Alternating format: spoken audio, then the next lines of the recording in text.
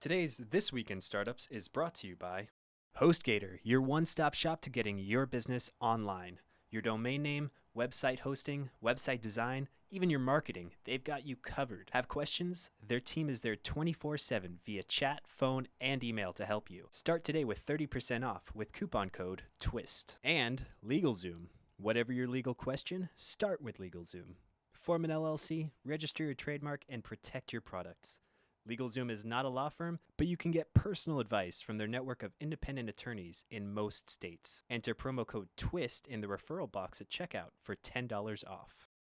This might be my favorite episode of This Week in Startups this year. Andy Weir, author of The Martian, is on the program. If you haven't read or listened to The Martian, it is a fabulous, fabulous novel about essentially an astronaut, MacGyver-like astronaut, who's left behind on the third human-led mission to Mars. It's a fantastic read, such a good read that I said I have to meet this individual. And then I found out subsequently that he lived in Mountain View and he was a programmer and he's a developer.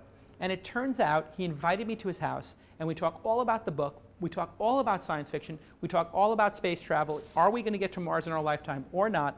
And then we talk about the day he found out that Ridley Scott is going to direct The Martian and Matt Damon is in it. So we talk a little bit about publishing and this book and how his life has changed. Andy is going to become a premier author, I believe, who could be the next Asimov or Michael Crichton. He's a tremendous author and tremendous thinker and a really great interview and a really warm individual and very humble for somebody who's going to have his film made by my favorite director, Ridley Scott, who did, obviously, Gladiator, and my favorite film of all time, Blade Runner, and my second or third favorite film of all time, Black Hawk Down. I mean, Ridley Scott is the greatest, and he is going to direct The Martian, and you're going to hear from Andy Weir, the author of The Martian, before the movie comes out. The movie's in the can right now. It's going to come out in a year or two. It's an incredible interview. Like I said, this could be my favorite episode of the year. You're going to love it, I guarantee it. That's what it's all about, man. They said money is the root of all evil. What? Funny how it feeds my people. Yeah. We ain't gonna live like equals until we get the money, spend the money, and defeat you. Yeah. Money is the root of all evil. What? Funny how it feeds my people. Yeah. We ain't gonna live like equals until we get the money, spend the money, and defeat you. Hey everybody, this is a very special episode of This Week in Startups. Author Andy Weir is with us. He wrote an incredible book, actually my favorite book of the last couple of years. It's called The Martian, and I reached out to him. I know we're a business and technology podcast, but this book is so transcendent and so important, I think, especially for technologists to read and to think about, and entrepreneurs, that I asked him to be on the program, and he was nice enough to say yes. Thank you. Now, this is also really interesting because you have just ascended into a career as a writer. Congratulations. Thank you. Yeah, it's a lifelong dream come true. It's great. You're 42 years old, I think. Yep. You were born in 72. Yep. And this is your third book. The first one that got published. The first one that got published, which is an interesting story in and of itself. Mm-hmm. You started this by just writing blog posts or on your website. Yeah, The Martian. So I'd been, going back in time a bit. Yeah. When I was, all my life I wanted to be a writer, but I also decided that I'd like to eat regular meals and not live under an overpass. Right. And so when it was time to go to college, I picked software engineering, computer programming, which I like. I mean, don't get me wrong, it's fun. I like doing that. And I just wasn't willing to take all the financial risks and stuff like that of trying to become a full-time author. Right. So in the late 1990s, I got laid off from AOL along with 800 of my closest buddies when they merged with Netscape. Wow. Yep, that's how long ago that was. I remember that. Yep. And so I came into a bunch of money because I had a bunch of options. Left to my own devices, I assure you, I would not have made any wise financial decisions, but I was forced to sell my options when AOL happened to be near its peak. Wow. So I ended up with a bunch of money. And so I thought, here's my chance. I'm going to become a professional writer. Here, I'll do it. And yeah. I've got enough money to go for years without a job. Plenty of runway. Okay. So I wrote a book, and it's the standard story. No interest from agents, no interest from publishers. This book was not The Martian. Yeah. It was another book called Theft of Pride. And it was okay, but it was really, I think the plot was okay, but it's really badly written. And it wasn't that good a book. Right. So after that, I thought, okay, well, I'm done. I gave it a shot. After Right. 3 years, I couldn't get an agent, couldn't get any publisher interest. And so I'm like, okay, back to software engineering, which wasn't this big failure for me. I like software engineering. Yeah. And then, so around 2000, 2001-ish, the internet starts to really come about, and Yep. everybody has their own web pages and stuff. And I thought, okay, here's an opportunity for me to write as a hobby and put it out directly for an audience. So for 10 years, I wrote short stories and web comics and made my own comic books. I'm a terrible artist, by the way, but I did it anyway. Right. And I slowly built up a reader base. And The Martian was just one of the things on that site. It was just a serial. I actually had 3 serials going on the site at the same time, and The Martian was just one of them. Wow. And So you're an overnight success, 12 years in the making. Yeah, right, 13 years in the basically. making. Yeah. But it's very interesting when I hear you talk about the first swing at bat, your audience wasn't your audience, it was agents and gatekeepers like book publishers. Mm-hmm. But your second audience was the actual audience. You just went direct to them. Right. Well, it's a great... The internet has been the best thing ever for self-publishing. There is no longer an old boy network between you and the readers. Right. So you can just say, here it is. Do you like it? And they did. And interestingly enough, it was serialized, but then you put it in ebook format. Right. There's a little bit of a story there, too. Yeah. So first I serialized it, and I had reader feedback, which was awesome. I could find out like what they were thinking about it. I adjusted based on feedback I got, and my readers were all nerds like me, and so they would double check all my math and tell me if I got anything wrong, which was great. Yeah. So eventually I finished, and I went like, okay, I'm done. On to the next thing. Right. And I started to get email from people saying like, hey, I love your book, but I really hate reading it in a web page because my web page sucks. Yeah. And can you make an e-reader version? So I did that, posted it on the site. There you go, e-reader version.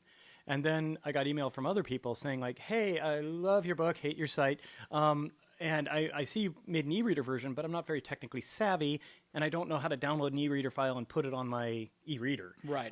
Can you just post it to Amazon? Right. So I figured out how to do that. It's cool. There's no capital outlay required. You just put it up there, and they get a percentage of your sales, but you have to charge at least 99 cents. They won't Which you did. Which I did. I set it to the minimum.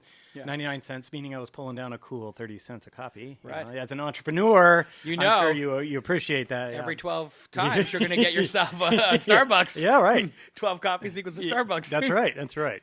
And but people bought it. More people Yeah. bought it than downloaded it for free because a dollar is like people really hate dealing with technical hurdles, I guess, is Yeah. the main thing. So they're basically paying Amazon to put it on their device for them. But it also got into the top Oh yeah, it got- ranking, and those lists, I think, are kind of self-perpetuating, aren't they? Yeah, once you get into the like top 10 lists, then it starts to snowball because you go online, you're like, oh, I want sci-fi. What's the top 10 right now? Right. Okay, let's see. And then, correct me if I'm wrong, an agent was, I guess they all kind of hang out and kind of troll through the people putting 99-cent stuff up to see if anybody has any talent or ability to put something together, and they found your book.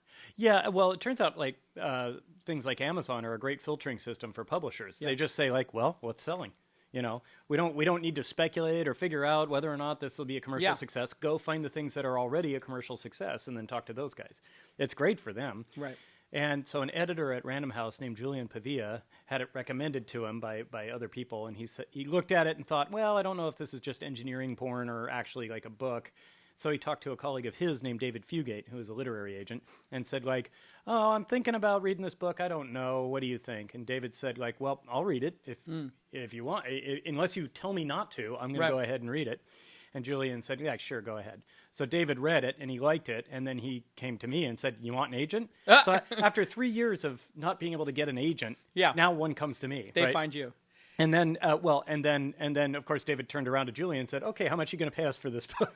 Right. That Which was is pretty awesome. great. Yeah. The book publisher got you an agent Yep. to then negotiate better terms for you. Yeah. Fantastic. But let's get a little bit into the book and why I think it's getting such a huge, huge reaction here in Silicon Valley and amongst technologists. The book is about Mars missions and an astronaut who gets left behind. but you put a fantastic amount of actual research into writing this. Yeah. Talk about that a little bit. Yeah. Well, so remember when I was writing The Martian, I didn't think, I never imagined it would be for a mainstream audience. I never thought that it would just be like, this is so many steps beyond my wildest dreams. I never even considered it. It was blog posts. Yeah, it was blog posts. It was a serial that I was writing. I didn't even, and when I first started writing it, I wasn't even sure how it was going to end or if it was going to end. I was just going to be like, the further adventures of Mark Watney on Mars. Yeah. And Mark Watney being the Mark Watney is the sassy protagonist. protagonist. Yes, the smart ass. curses a lot. A lot. Yeah. In fact, I think the first sentence is like, I'm fucked. Yeah, I'm pretty much fucked. I'm is pretty the much opening fucked. sentence. Yep. He's going with that. It's a pretty good opening sentence. Yep. That's the idea is to rope the reader in. Yeah. I was writing it for this core group of like a few thousand regular readers who are all like really scientifically minded and very well educated on physics and math and chemistry and who know about, kind of at least the basics of like space travel. And you can't just hand wave by them or it just loses all credibility. Right. So, and I'm one of those dorks too. I get mad when I'm like, oh no, that's not accurate. Yeah. And it takes you out of the narrative. Right. It's like when they say this is like filmed in Central Park, and you're like, well, that's actually New Jersey. Like, right. I know it's not New York. Yeah.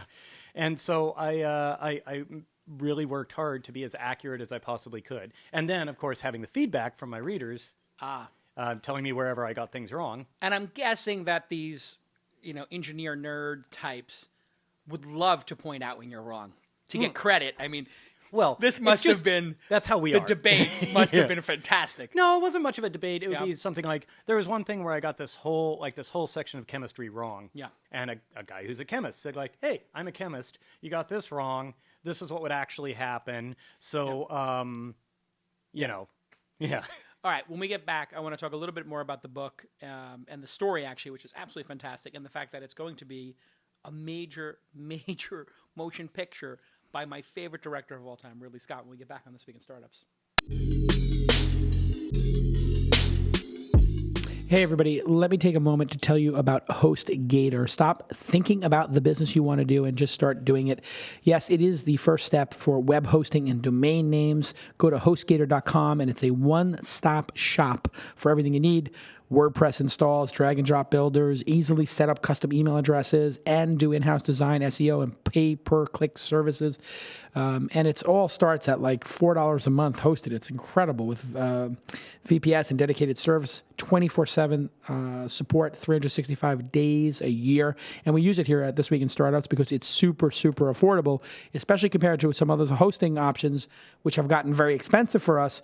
And we were able to use HostGator to save literally thousands and thousands of dollars a month of my money. This is kind of important. And HostGator is saving me, Jason Calacanis, thousands of dollars a month, which I appreciate. The first 100 This Week in Startups listeners can sign up using the promo code TWIST25, and they will get a 1-year HostGator Hatchling package for just $25. Yes, that's the 1 year of HostGator Hatchling package for just $25 if you use TWIST25, and that includes unlimited disk space, bandwidth, unlimited MySQL databases, unlimited email accounts. I mean, everything's unlimited at this place, and it's super affordable. And don't worry if you're not one of the first 100, you can still save 30% using the promo code TWIST. So you have 2 promo codes there. Try the TWIST25, and if not, use TWIST, and you're going to get a great deal. Welcome to the This Week in Startups family, HostGator. We really appreciate the support you've been giving us and the technical team, Jacob and Jackie, as we continue to scale our business, and our expenses got very expensive, and we decided we would shop it around and see if we could find a good deal, and HostGator was an amazing deal. Again, we're saving thousands a month, and you can start for as little as, a couple dollars a month. It's a really great service. Go ahead and check out HostGator.com and thank them on Twitter. Welcome to the family, HostGator.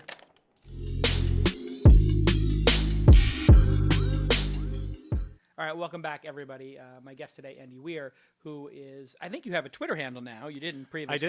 I do. Andy Weir Author. Andy Weir Author. So it is, well, I mean, it's pretty descriptive. Yep. Yeah. Well, the actual Twitter handle Andy Weir was taken, and it's like a real person named Andy Weir who owns a business in London. It's not like a squatter or anything. And he's just like, can you guys please stop asking me to autograph your Martians? I don't know if he gets that. Well, I love the book, and it really goes into, I think, the main character, Mark Watney,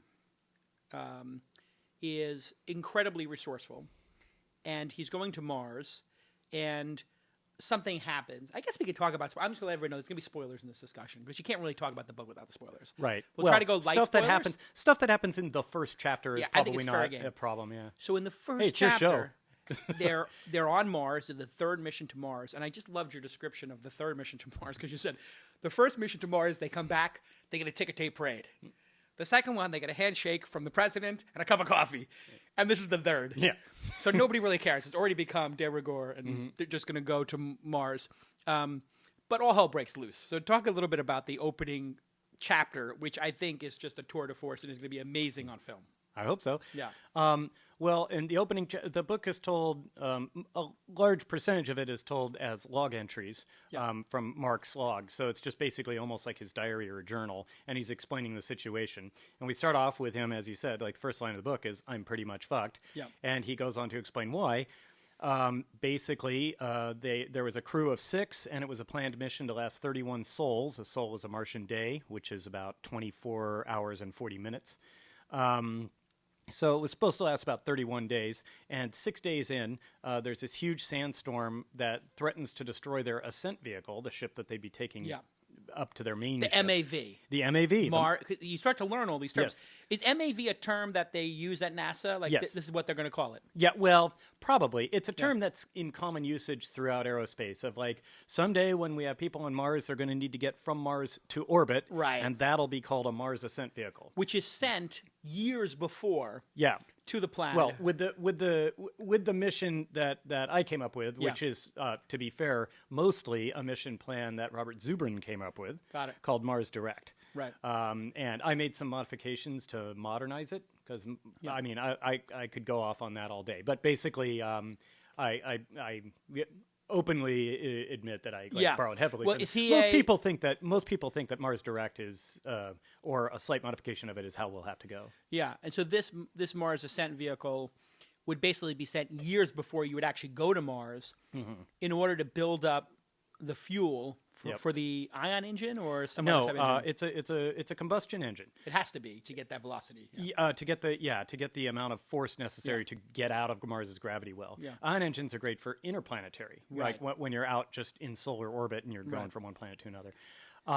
There's a chemical reaction called the Sabatier reaction that for every kilogram of hydrogen you start with, you can make 13 kilograms of rocket fuel out of carbon dioxide. So the carbon dioxide plus the hydrogen plus energy going through the Sabatier reaction ends up with basically a methane-fueled rocket. And the atmosphere of Mars is carbon dioxide mostly. Right. So you have effectively an infinite supply of that. So that's all called ISRU, in situ resource utilization, meaning you take advantage of stuff that's there. Right. And for every kilogram you don't have to ship to the surface of Mars, you save, I don't even know how many kilograms of fuel for the ship. So in the first chapter, they're there for 5 or 6 days. Yeah, they've been there for six sols so far.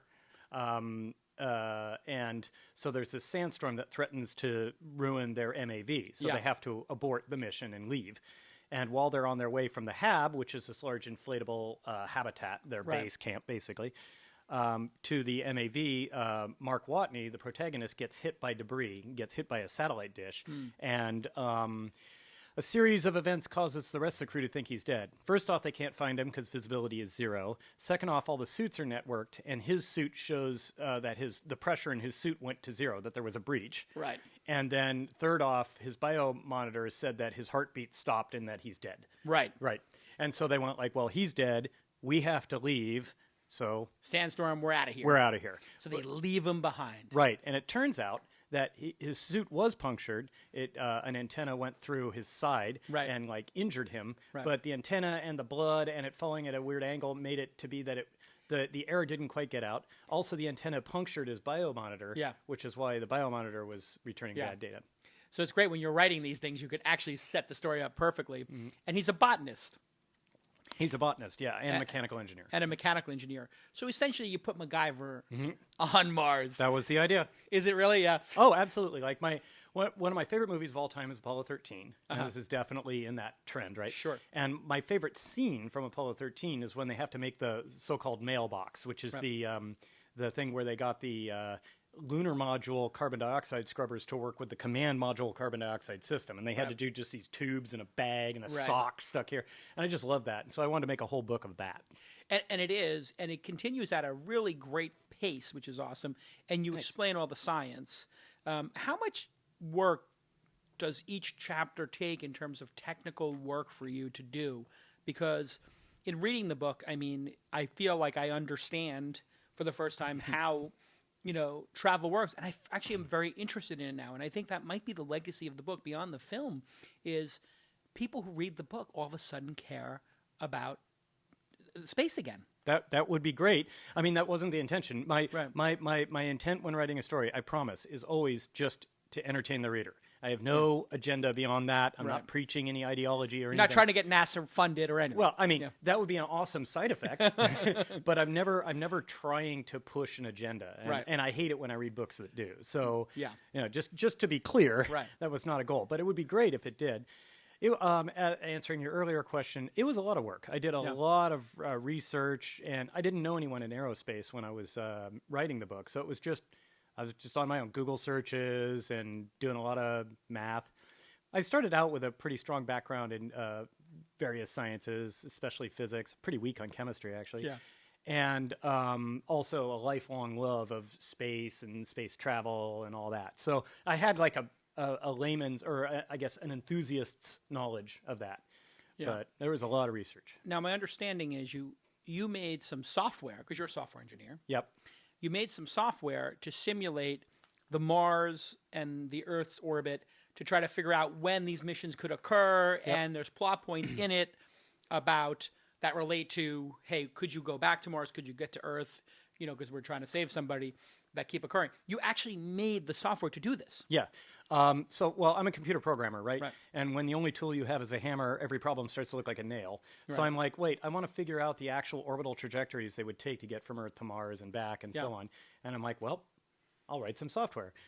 It's actually, believe it or not, it's actually pretty easy to calculate orbital trajectories if they're just point thrust accelerations, which means like, for instance, the Curiosity probe that's on Mars, it went to Mars by having one big thrust as it left Earth's orbit, and then just flew ballistically with a couple of minor course corrections, and then came to Mars, and then there was a very complicated entry, descent, and landing sequence. But the actual trajectory was just a matter of like point it that way, thrust once effectively, and it'll be in orbit around the sun such that it'll intercept Mars. Problem is, Hermes, the fictional ship that they take to get between Earth and Mars, is powered by ion engines, which are constantly accelerating and not very fast. So they're accelerating it. The Hermes actually accelerates at 2 millimeters per second, which is about like this fast. Yeah. But it's cumulative. So it's going faster now, and so on. And it's just accelerating all the time. And if there is a mathematical way to calculate a trajectory like that, it's beyond me. Right. And so I looked up, I said, well, what does NASA do when they want to know about this stuff? Because they have used ion engines before, for unmanned probes and stuff. And it turns out they do it through simulation. Got it. So I'm like, well, I can do that. And so I wrote my own simulator. So the idea of putting a bunch of fuel into space and using that to go between planets, super unrealistic, right? You might be able to get to Mars, but it would take putting how much rocket fuel up in space? Well, most likely a manned mission would be like a hybrid deal. It would be like you use a kick of actual good old-fashioned chemical thrusters to get further away from Earth's gravity well, and then at a certain point it becomes more efficient to use ion thrusters. Got it. And you'd have the same problem when you're slowing down, maybe not to slow down to get into Mars's gravity well, but because you can use Mars' atmosphere to help aerobrake. But once you want to get out of Mars orbit, maybe another little kick. When the book got out there and people at NASA started reading it, what was the reaction? And it was very positive, which really? I was relieved to see, because I said, once I started getting mail from astronauts and people who worked at NASA, I'm like, oh God, now we have people who actually know what they're talking about reading this. Yeah. And they're just going to be like, boy, let me tell you where everything's wrong. But no, it was very positive. I mean, there are certainly mistakes in the book, and it's not 100% accurate. Some of them were deliberate on my part. Some of them are just mistakes or things I didn't account for. Yeah. But I think the NASA folks are just so happy to see a book put effort into accuracy. Yeah, you know what it reminded me of, and I don't know how you feel about this particular author, but when I was younger, and I haven't read Michael Crichton in a long time, I always appreciated that when you read, Jurassic Park or, whichever, Westworld, what was Westwood was the original? Westworld? Westworld, yeah, with the androids or whatever. That was Crichton? I think Westworld was so. Crichton, yeah. Okay. Yeah, and a bunch of other books he's done. Airframe was about planes. He really went into the science of it. Not even close to what you do, but I wonder, is he an influence, or are you more a sci-fi guy? Or? I'm much more of a sci-fi guy. I mean, I did read Crichton novels, sure. Mostly I stuck with the sci-fi ones, like, I don't know, like Sphere, stuff like that. He got a little hand-wavy on his science sometimes, and tended to go with trendy stuff, like, video editing, or like virtual reality is the key to everything. Yeah. But that's fine. Yeah. But I would say more my real influences are like the old classic sci-fi authors of the 50s and 60s, like Heinlein, Asimov, and Clarke. Yeah. Take those guys, remove the rampant wild sexism from the books, and then you have sort of what I'm shooting for. All right. When we get back from this commercial break, I want to talk to you a little bit about the movie, and I want you to take me to the moment you actually found out that it was going to be a movie, and the moment you found out who was going to direct the movie on This Week in Startups when we get back.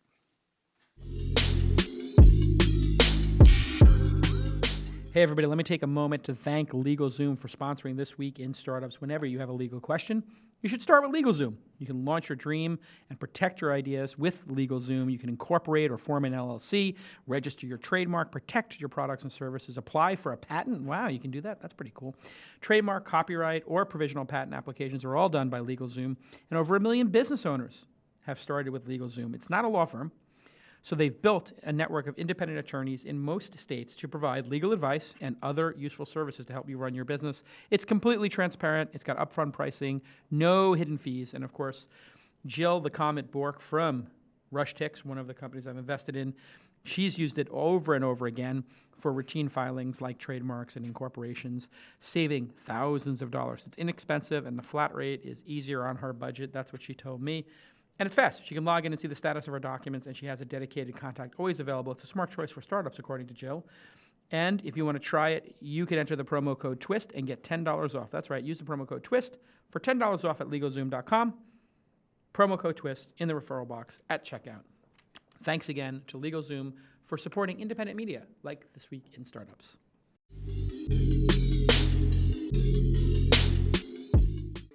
Hey, everybody. Welcome back to This Week in Startups. I am really, really enjoying my discussion with Andy Weir here, who is the author of The Martian. And I have to say, I didn't read it.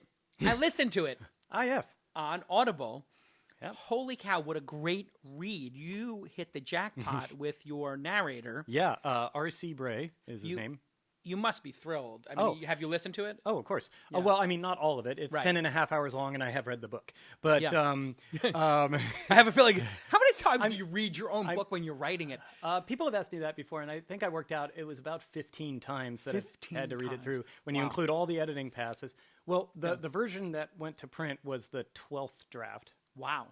And that's just from when I started tracking drafts, because as I was posting it as a serial, I would just make changes in place, and So, but anyway, by the way, R.C. Bray won the R.C. Bray is amazing. R.C. Bray read it. He won the 2015 Audie Award for Best Science Fiction. So well deserved. I mean, he plays each character so well.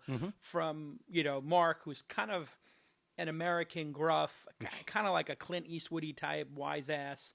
Or a young Clint Eastwood, I thought of. Or he's not really badass, right? He's like but he's well, I don't know. He's just a smart ass. He's a smart ass. Yeah, he's not a badass. He's a smart ass. Yeah. Correct. Yeah, he's being played by Matt Damon. Do you like that choice? Yeah, I guess like you that have choice. to say you like that choice. I was going to say, I please genuinely like that. tell the casting agents you don't like that choice on camera. Yeah. No, I love that choice. And he's awesome. Matt Damon's interest is surely vaulted the movie into people taking it seriously. Yeah, for sure. Well, the first thing, so you wanted to know about about the moment you discover it's been optioned as a movie. Well, okay, so here's the thing: is when it comes to a movie being made out of a book, there's no moment where you really pop the champagne. It just kind of creeps more and more toward greenish lighting. Got it. And it's never a sure thing until they actually start filming. Right. So first off, first they bought the option, right?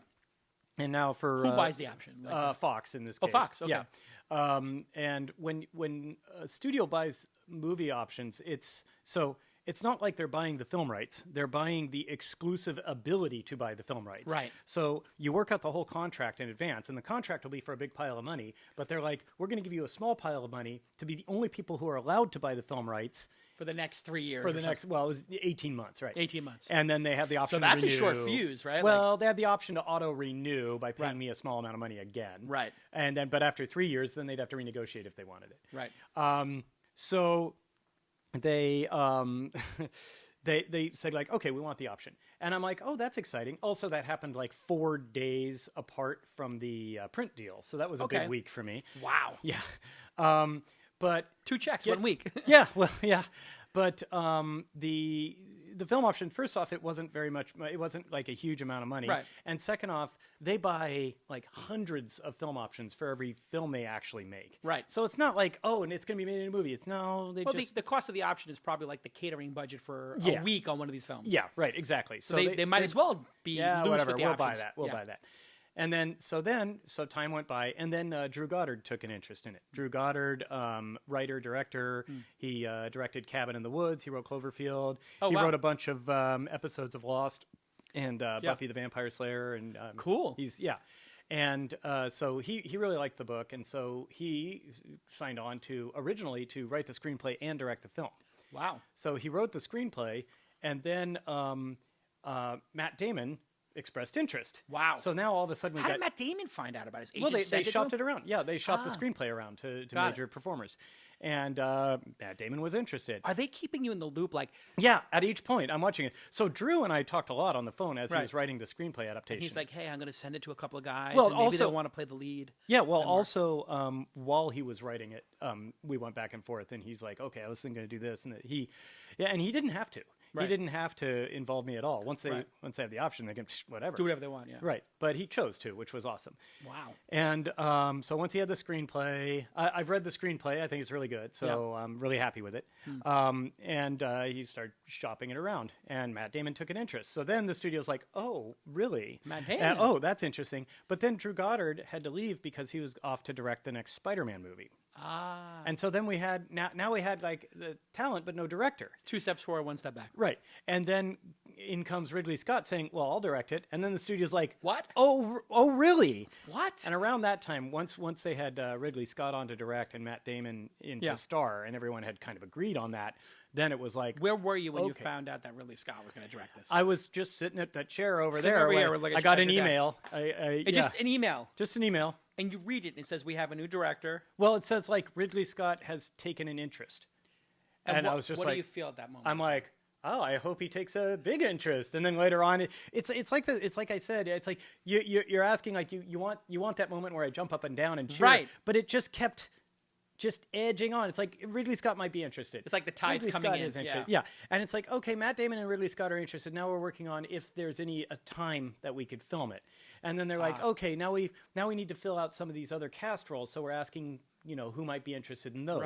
Right. We don't really think we have enough money to pay all the big name actors we want for all of these roles. And it's like, okay, well, a lot of them are willing to do it for less than they normally would just because they want to work with Ridley Scott. And the book's pretty good. And well, I hope so. Yeah. And then it's like, okay, well, now we need to see if the studio is willing to actually fund this. Right. And then later on, they're like, okay, well, they're making sets in Budapest right now, which is where it was filmed. And I'm like, well, that's a good sign. Yeah, and that kind of makes it real. Well, what for me, I guess the real defining moment, I suppose, is when they actually sent me the check for the full movie rights. Because once you're writing checks, then you know that they're not messing around anymore. Yeah, they're not. Yeah. They're not going to pay you this huge sum if they're not going to. If they're not going to make the movie, and the way studios do it is they actually don't cut the check until they're generating intellectual property. So in other words, like the day they started filming, they sent me the check. Really? And now, were you invited to set? Did you get to go see it? I could have gone if I'd wanted to, but it was filmed in Budapest. So it's a little bit of a hike. Yeah, it's further than I wanted to travel. I'm also like, irony. I'm afraid of flying. You are. Yeah, I'm getting better at it, but I have a very severe Like phobia. a legitimate phobia. Yeah, like When's the last time you were on a plane? well, actually, it was just a month ago. It was a month How ago. did it go? It was fine, thanks to like therapy and meds from my Yep. doctors, but I just couldn't turn that one down. I really wanted to go. It was like NASA invited me out to Johnson Space Center for like VIP tours and stuff like that. It Wow. was awesome. You Yeah. could have taken the train. You know, I think who was the guy who had the phobia? Who was like the sports announcer? What's his name? John Madden. John Madden. John Madden takes a bus everywhere. He takes a bus Well, everywhere. not a bus. He's got his own. Trailer. Yeah, like his kind own RV. RV kind of thing. Yeah, and yeah. professional You drivers. just be like him. It's Yeah. cool. Well, I really wanted to get. I've always wanted to get over the fear of Yeah. flying, and so just Where does it meds- come from? I don't know. Just Yeah. I'm a generally anxious person, and I think it's like a legitimate thing to be concerned about because we were not meant to fly. I have the same thing with the ocean. It's being trapped. It's that I don't like. Ah. I can leave. I mean, I can Yeah. leave a ground transport if I really have to. Like, Right, with the plane, it's a little harder. Well, you know, they can go into virtual reality now. They have like these. They say that's like one of the best ways to deal with phobias is virtual I don't reality. know, but you know that I know that I can leave the VR simulator. That's true too. Yeah. But anyway, I was able to get to Houston and back, and it was all right. Yeah. And so, You made it through. yeah. And so wherever the premiere is, I'm gonna fly to that. Right. Because I'm definitely going to that. Well, you could also drive. So, you know, you can drive. Well, to not LA not if after. it's in like London or something. That's true. That's Yeah. true. So, you were working as a software developer during all of this. Yeah. During And- most of it, yeah. Now, when you're going to work every day, and the book gets signed, now, do people at work even know that you're doing the blog at night? Oh, sure. Okay, so they know about that. You're kind of popular. You got this like a hobby on the side. Right. Well, I loved my job. And my coworkers were awesome, and I really liked them. So and you know, we talk about that we're friends. Right. And so I mean, they were all like rooting for going. me. Yeah. Yeah, go Andy. And so yeah, I would keep them up to date all the time. Yeah. So now, what you get signed for the book? Now they must be like, oh wait, Andy's They're not like, gonna hey, be- well, great. Andy's not going to be here for much Oh longer. well, you know, I mean, I even told my boss. I was very clear to everybody. Yeah. I'm like, if this book makes enough money for me to live off of, then I'm going to take my shot at being a full-time writer. Right. Yeah. And so after the book gets signed, were you working when you got the movie deal and everything, or Yep. had you left?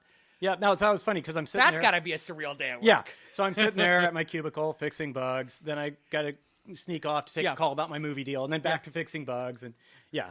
So, So you're that's basically really, going to Pivotal Track or finding a bug or whatever you guys use there. You going to Jira. Yeah. go to Jira, then you go do your Scrum. Yeah. meeting. Yeah. We did agile development. We do Scrum. Yep. And so you quit when? A couple of months ago? Or I 6 quit months? actually more than a year ago. I quit in April of last year. It So- is amazing how in life, you know, you get on a certain trajectory, And then. and all of a sudden your trajectory changes. Yep. It's kind of mind blowing. Yep. But this has been, you know, I have to take my shot. And also, it's like, even if it turns out The Martian is the only good book I ever write, and even if it turns out that all subsequent books fail, and then the worst case scenario for me is just go back into the software industry, which I like. Which you enjoy. Yeah. And you've also chosen, like you're saying earlier before we got on camera, you now can work from anywhere. So you've chosen the most expensive place to live in the I know. world. I could live anywhere in the world that I want and still Right. do my job, but I live in the Bay Area. Well, it's because all my friends, not all, but most of my friends and Yeah. family are here. And so... It's also good to be around all this technology, I find, and all the joy in technology and the hopefulness here.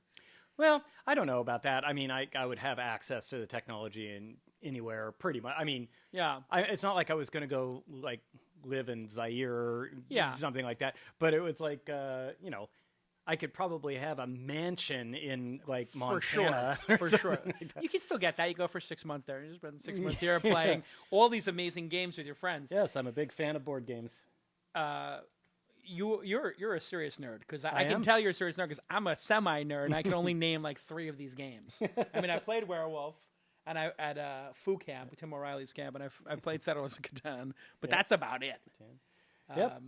My friends and I play this. We get together. In fact, they'll be here later today. Every Monday we get together. And Always Monday, the board game night. Well, it was for a long time. Yeah.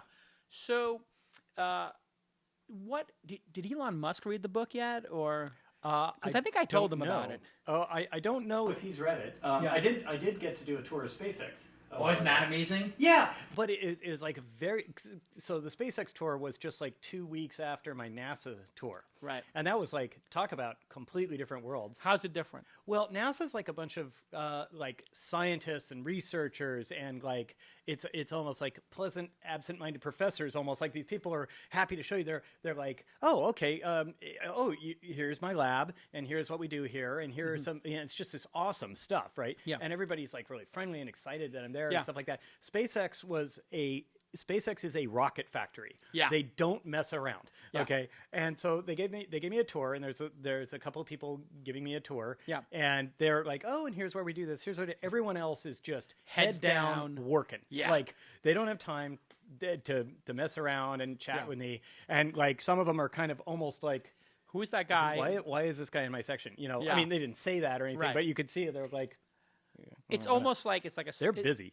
It's like going to a science fiction film, and they're like, these are the guys who have to get us off this planet before like it implodes or the meteor hits, because they're such a sense of purpose. And they're like, and then here are the Dragon capsules, and then you turn on the corner and you see like 6 Yeah. of the capsules, and you're like, why are there 6? They're like, we're going to be sending people. Yeah, we there. they just mass produce them, and it was really. I mean, I think it's awesome what they do there. I mean, just all the ways in which they design the rockets from the ground up to be less expensive to build. Like Right. just these little details, like they say, like, well, rather than having like a tapering rocket, you know, that has like stage 1, then stage 2 is thinner than stage 3, they just have a perfectly vertical shaft with the stages, and they control the stages by the lengths of them. Yeah. That way they just need to have one tank manufacturing Right. setup. Yeah. And so that all the tanks are everything they make, all the fuel tanks have the same diameter. Yeah. Which means they just have one crew making those, and that saves money. Efficiency in space travel seems to be the name of the game. Well, yeah, I mean, I honestly believe, and I think companies like SpaceX agree, that the key to making money at space travel is to drive the price down to the point where like middle class demand can reach it. And Right. so if you get it to the point where it only costs like, I don't know, maybe a few $100 per kilogram Yeah. to get something into space, then you can start being like, you can have a space vacation for $50,000. Right. If you could pay $50,000 to spend a week in space, Yeah. yeah. So it's like at that point, it's like, It's a okay, once we're in a gonna- lifetime thing to do. We're going to make a big expensive space hotel, and then we're going to charge people $50,000 to go to it. It only costs us like $25,000 to send them There's up a and bring them profit. back. There's a profit. Yeah. And then once you start to get that, then you start to get a space agency. I'll tell you one thing. Yeah. And here, this is the only interview where I've mentioned this because I just love doing this back of the napkin math. Yeah. I did a bunch of math. Yeah. And I sat down and said, what if the space industry was as efficient as the airline industry? Okay. And I said, like, okay, so let's assume the spaceship weighs about the same as the airlines, and they can carry about the same number of passengers Right. and stuff like that. And I said, let's also assume that their fuel to overhead ratio is the same as an Okay. airline. So I said, like, how much money does an airline charge for tickets versus how much do they have to spend on fuel for that flight? Got it. So if you were flying from here to New York, Right. or here to Japan or something like Like that, that. they charge you whatever, They charge you $500. They charge you $1,000. X, and Yeah. the fuel they had to spend, is some percentage of Y. X. Yeah, it's less than X, obviously. And then you say like, okay, how many passengers on flight? I did all the math. Yeah. And then I said, okay, what is fuel cost? Right. If you wanted to make rockets, right? Yeah. And I said, well, the cheapest rocket fuel would be hydrogen and oxygen. Okay, so how do you make that? You have to electrolyze it. You have to electrolyze water. Yeah. And I'm like, that costs electricity. Yeah. So now I have a tangible cost. Right. It's like the power cost to electrolyze the fuel, everything like that. And I worked out it would be, you could get prices down as low as like $50 a kilogram to get to orbit. Wow. Yeah.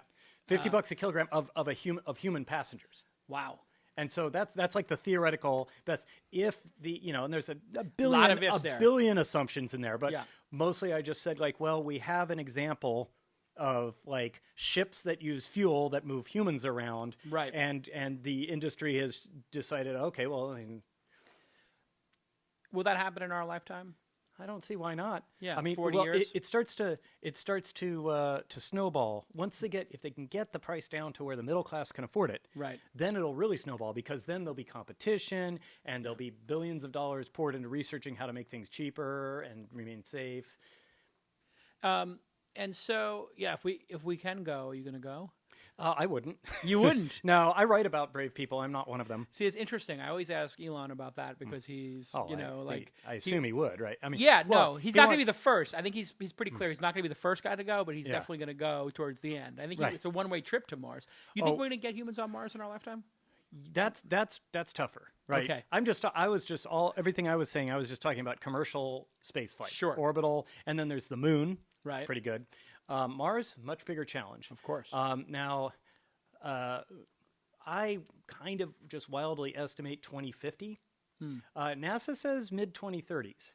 Really? Yeah, well, that's what they're saying now, and so that'd be great. And I have no doubt that they can do that if they get sufficiently funded, right? I don't know. It seems to me like we've been about 20 years away from going to Mars for about 40 years now. Yeah. So, And- but it would be great. NASA seems to think they can get there in the mid 2030s, which is cool because that's when The Martian takes place. So Oh yeah, they'll I was about to say validate me. Yep. nobody knows exactly when this is taking place because you talk about souls. Actually, they do now. Oh, they do. They figured it out. Yeah. Somebody backed into it. Yeah, somebody back calculated the exact date because it does take place on specific dates. I had to define them because of the orbital trajectory Right. stuff. So you did that software that made all the soul days. Yeah, and calculated everything and figured out the launch window and everything. And so, but I just never mentioned the dates. So but somebody was able to back calculate it based on information in the book. Like, the transmission time between Earth and Mars at this time in the book was this amount of time. Right. So the distance between Earth and Mars is this many light minutes, and he was able to just calculate it. Really? That plus knowing that Sol 16 was Thanksgiving Day. So now he knows it's Thanksgiving Day. He Yeah. can work backwards because of the potatoes. Right. Of course.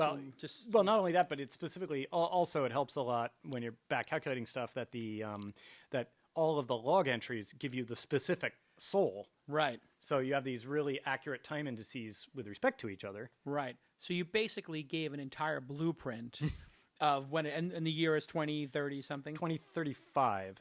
And well, it begins in 2030. what is the window for Mars anyway? Like, is there a specific window every 5 years, every 10 years? No, well, okay. So when you have an ion-powered craft, then it's not as rigidly defined for windows. You can leave it times. It just takes longer one way or another. When you're launching from, when you're doing point accelerations, like our probes and stuff are, then you're looking for what's called the Hohmann transfer ellipse window, which will happen every Sidonic period. So it's going to be about two years and change, or just under 2 years, maybe. Yeah. And what's the impact, do you think, the book might have on people's interest in science, the movie's impact on NASA? Because NASA's been unfunded and just struggling for so long, and they're here in our backyard at Ames, right? Right. It's kind of tough to see them struggle and people not be interested in it. Yeah. Well, I think it would be great if it renewed interest in space and space travel and space research. I think we're kind of we're in a psychological lull because we're between the shuttle and Orion right now, so we don't have a manned spaceflight program. And I think to the people who do love spaceflight, that's kind of like almost humiliating, and like to me, for instance. And then for the people who were not that interested in the first place, now there's like nothing to see. Right, yeah, because we had the shuttle and we celebrated the landing. Right. Like when we were in school, actually, we're about the same age. Did they bring you to the assembly to watch the shuttle take off and land? I mean, I think we or did. They play it at school, yeah, the first couple. Yeah, for the first couple of times, but hot cup of coffee and a handshake, right? Yeah, exactly. Yeah. Do you remember when the shuttle exploded? Oh yeah. I was in 8th grade. Yeah. Yeah, I think I was in 10th. Do you remember where you were? Yep. Where were you? I was in school. I was actually in science class, as it happens, and the principal announced it over the PA. Wow. Yep. It was pretty traumatic. I remember it as well when I was in the guidance counsel's office, where I spent a lot of time, by the way. And they were like, "Oh my God!" And everybody just like rolled around to a TV, and it was like I think it's like a seminal moment in our childhoods for kids who are Gen X. And if I remember correctly, that was a big news year because I think it was the same year that the Chernobyl disaster happened. Because I remember like when the Challenger disaster happened. Oh, you know what? Challenger was 1 year before. I'm remembering the classrooms I was in. Yeah. Challenger must have been 1 year before. I was in 7th grade. Yeah. Yeah. And in 8th grade, there was Chernobyl, because I remember in our civics class, the teacher just turned on the TV to the news and said, we're going to watch this. Yeah, this is important. This is important. And it's interesting, like, in a fear of technology way, I think that really set a tone, maybe. Chernobyl? Yeah. Oh, yeah, sure. I mean, it's because when you talk to anyone about nuclear power, all they mention is like, okay, 3 Mile Island, Chernobyl, and Fukushima. Yeah. Right. And I'm like, okay, are we going to talk about the, I don't know, 6,000 other nuclear power plants that have been running, for 50 years without a problem? No? Okay. Or Are we going to talk about the people who die mining coal? No? Okay. Yeah, all the coal classes, the 150, oil rigs that have exploded, killing thousands more people. Right. So, yeah. Although, to be fair, I mean, I am a fan of nuclear power, right? To be fair, a friend of mine pointed this out to me, and I'd never really thought about it before. He said, well, you're just trading one non-renewable resource for another, right? Yeah. Because we can't make more uranium. Right, but it sure would last a long time. Yeah, that's what they said about oil. Yeah. It does seem like in this lifetime, are you an optimist about energy and the planet? I am. Yeah, why are you optimistic?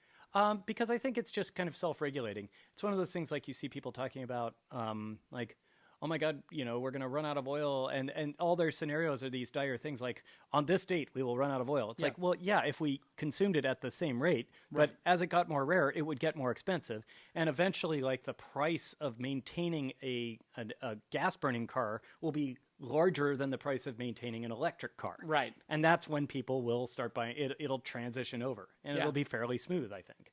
I kind of feel exactly the same way. Everybody's into these dire, like, panicking. Yeah. The one that I can't get my head around is global warming.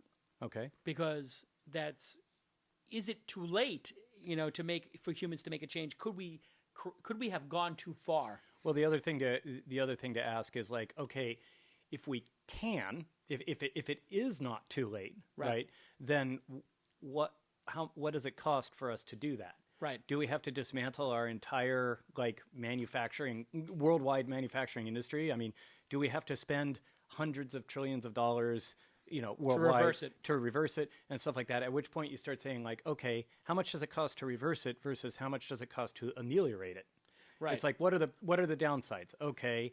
Manhattan's underwater. Well, okay. So build a levee around Manhattan before that happens, or move Manhattan, or make a polar bear reserve so that they're not drowning. And if these are not like ideal, clean solutions, but you have to be practical. It's like you say like, okay, I probably shouldn't have set my house on fire, but at this point I should be getting the cat in the photo albums and leaving the house rather than trying to put it out with a glass of water. I don't know.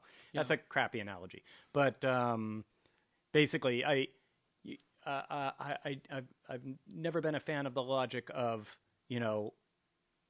that nothing is a higher priority than climate change.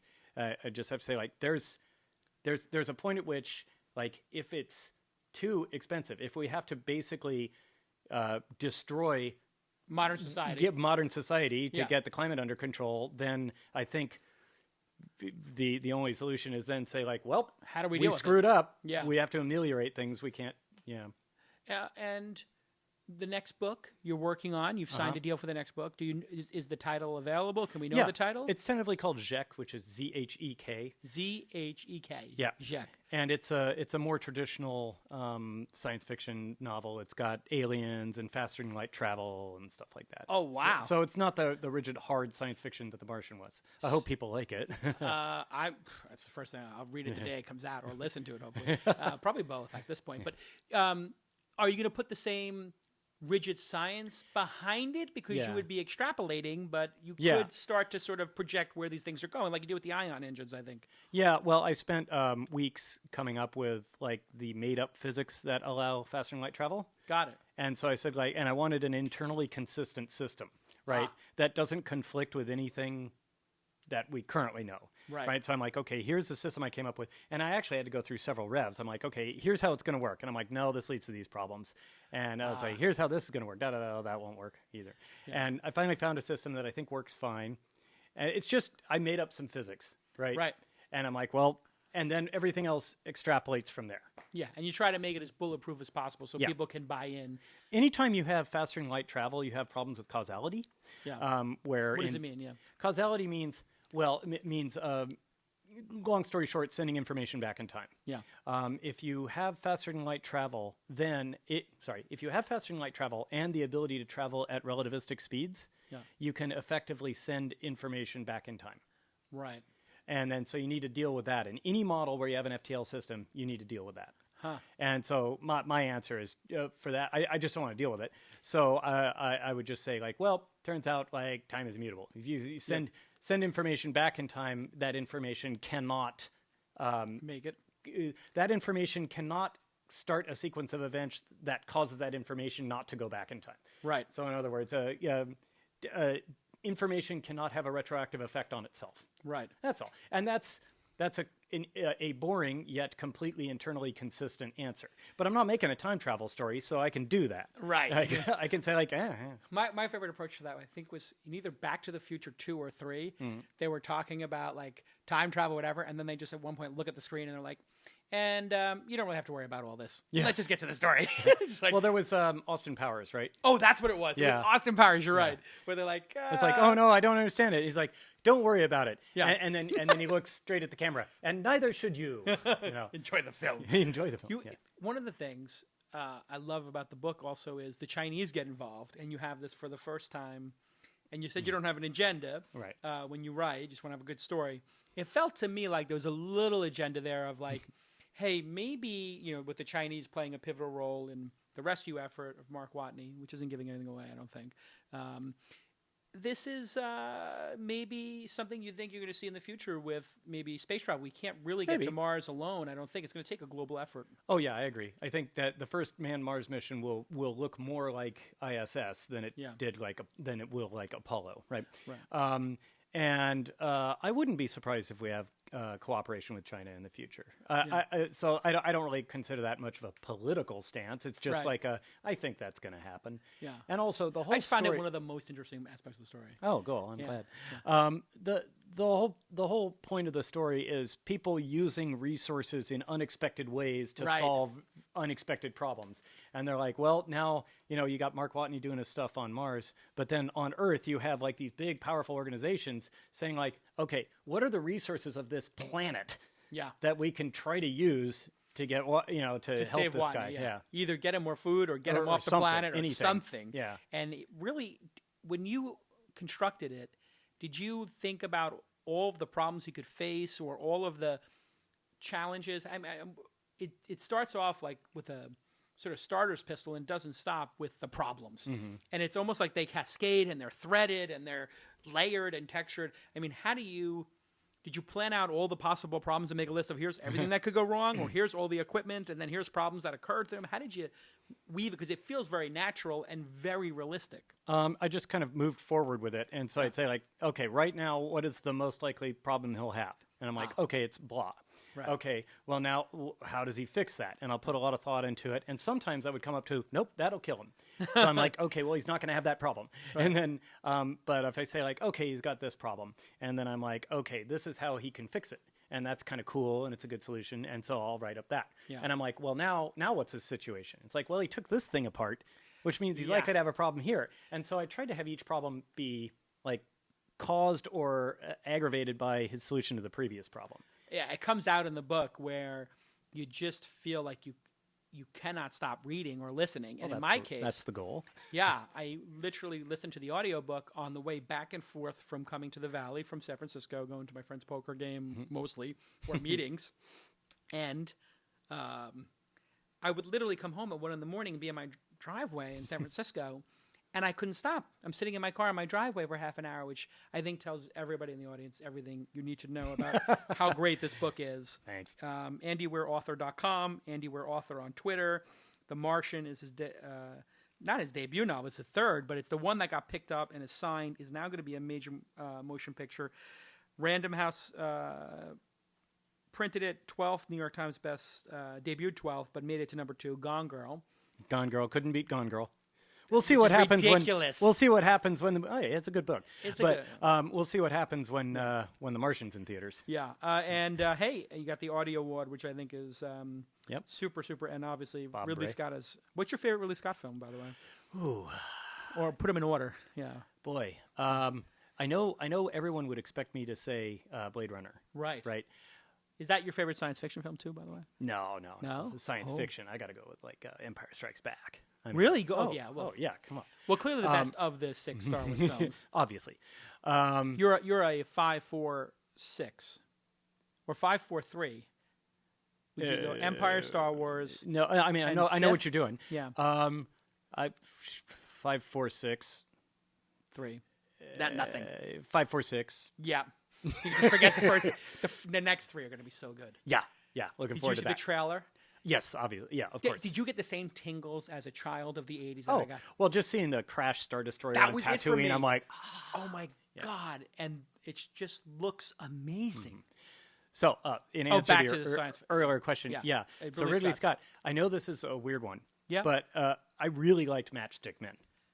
I've never seen it. I like heist movies Oh, really? and stuff like that, and that's that. I thought that was really good. I don't know if that's my favorite. Boy, Ridley Scott favorite. Yeah, You got Alien. Gladiator. Alien. Right? Alien is Yeah. amazing. Gladiator, right? Gladiator's like Black up Hawk there for- Down. See, that's me. My top 4 films, I think, is Blade Runner, Black Hawk Down,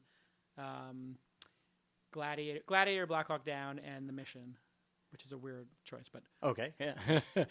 Yeah, I don't know. Alien. Aliens up there. It's a tough one. That's really tough. He didn't do The Mission, by the way. That's just a separate film that I like. Oh, okay. And have you met him, by the way? No, I haven't. You haven't met Ridley Scott yet? Not yet. Oh my God! I haven't you met have him to- or spoken to him. There was this like strange line of communication that we had during the filming. He would have some technical question, and it would go through about 4 or 5 people, and then get to me, and I'd answer, and it would go through 4 or 5 people back to him. But that was about it. It's like he'd have his assistant send an email to Drew Goddard, who's would Really? have his assistants. I mean, and it was just.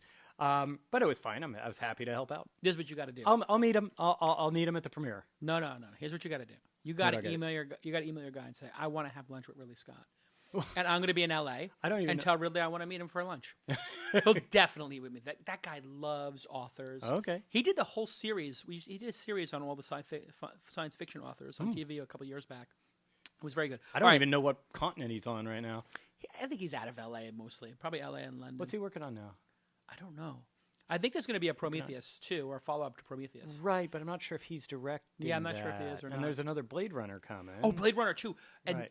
But I don't know if he's Harrison directing Ford that. said it's the best screenplay he's ever read, which I don't know if Wow. that's Harrison Ford like getting a $20 million payday and he's obligated to say that. I don't know. But We'll how see. great is it that Harrison Ford is in the new Star Wars and then he's going to do Blade Runner? Well, yeah. I mean, oh my God. How great is it that Harrison Ford exists?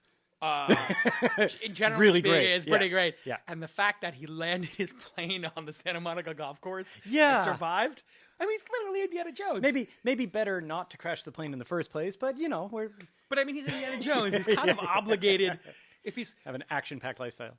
He literally is flying like a 50-year-old plane, by the way. It's not even like he's flying like a Cirrus with the parachute, like with the avionics. He's like, no, he's flying a 50-year-old plane, landing in a golf course, and walking away from it. He got hurt though, right? I mean, What's getting hurt for Indiana Jones? I mean, I think he broke his ankle on Star Wars too, right?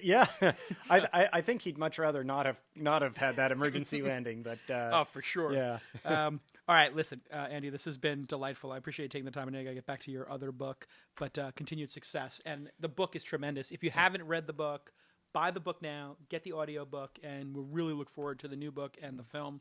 Congratulations on all your success. It's truly inspiring. Thanks for having me. Okay.